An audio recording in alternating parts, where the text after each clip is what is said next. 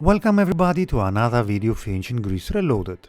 Today we will talk about the famous Princess Procris, wife of Cephalus and the great-grandmother of Odysseus. By the way, if you like the video, please hit the like button and subscribe to our channel so as to stay tuned for upcoming videos. Overall, Procris was a princess in Greek mythology who was married to Cephalus, but the mutual love that the pair had for each other though was constantly tested, often with one partner testing the other. Many different versions of the Procris myth exist, and it is not easy to reconcile them all, but the story of Procris begins in Athens. Procris was the third daughter of King Erechthos of Athens and Praxithea, making Procris sister to many other siblings such as Creusa, Oreithya, Chthoniya, Protogenia, Merope, Metion or Cecrops. Procris would marry Cephalus, a son of Dionys, and therefore a prince of Phocis. The first test of the relationship between Procris and Cephalus occurred when Cephalus was absent from his wife for a period of 8 years. Some say his absence was voluntary, as he wanted to test Procris, whilst others say that Cephalus was abducted by the goddess Eos, who fell in love with Cephalus whilst the prince was hunting. In the later case, Cephalus became a lover to the beautiful goddess. Nevertheless, he still longs to return to Procris. Eos is annoyed, and whilst agreeing to return Cephalus to his wife, Eos points out how easily Procris could be led astray. Thus, when Cephalus returns, he returns in disguise and approaches Procris to sleep with her. She agrees to sleep with a stranger in front of her, simply because money was offered. Occasionally it is said that it was not Cephalus who slept with Procris but Teleon, the hero of Telea, who became lover of Procris when he offered Procris a golden crown, possibly at the suggestion of Cephalus. In other case, Cephalus revealed that the infidelity of Procris had been uncovered, and so Procris fled from Athens. Procris would flee first to the forests, where she became part of the retinue of Artemis, although the Greek goddess of the hunt normally required her attendants to be chaste. Therefore, Procris was subsequently said to have been found upon the island of Crete when King Minos was on the throne.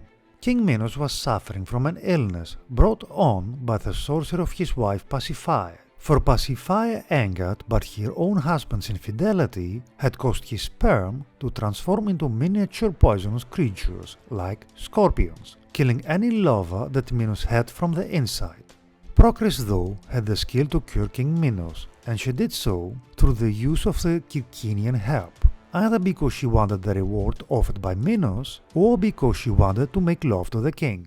King Minos would give Procris two special gifts: Laelaps, the legendary hunting dog, and a javelin that always hits its mark. These gifts had previously been given by Zeus to Europa, the mother of King Minos. Procris would return to Athens, and some say that Procris would test Cephalus by disguising herself as a young boy. Procris then challenged Cephalus to a contest in hunting, and with Laelaps and the javelin, Procris easily outdid her husband. Cephalus sought to buy the hunting dog and javelin, but no matter how much money he offered, Procris refused to sell. Afterwards, Procris in disguise would seduce Cephalus to sleep with her and in return offer the dog and the javelin. Cephalus, overtaken with a yearning for the dog and javelin, agreed to it.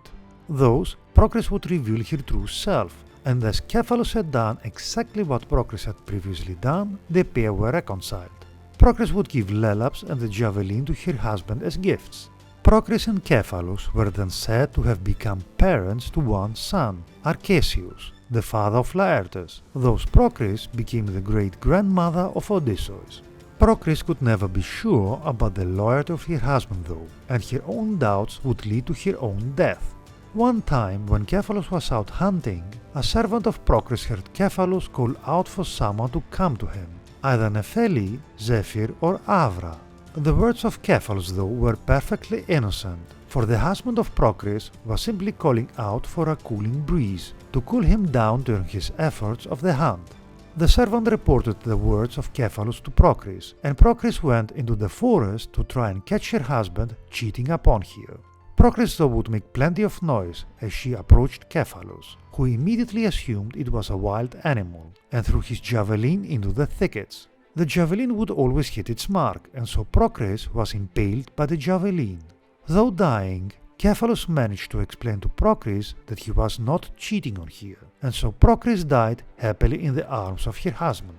Cephalus would ultimately be banished from Athens for killing Procris, although he would eventually aid Amphitryon in his quest to rid Thebes of the Teumessian fox, and then again in the war against the Taphians.